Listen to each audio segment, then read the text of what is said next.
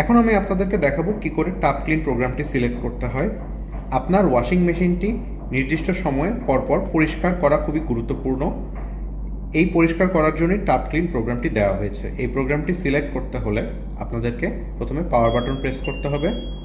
এরপর আপনারা প্রোগ্রাম বাটনটি বারবার প্রেস করে এখানে ক্লিন যে প্রোগ্রামটি সিলেক্ট করতে হবে। সিলেক্ট করার পর আপনারা স্টার্ট বাটনটি প্রেস করলেই টাপ ক্লিন প্রোগ্রামটি স্বয়ংক্রিয়ভাবে চালু হয়ে যাবে।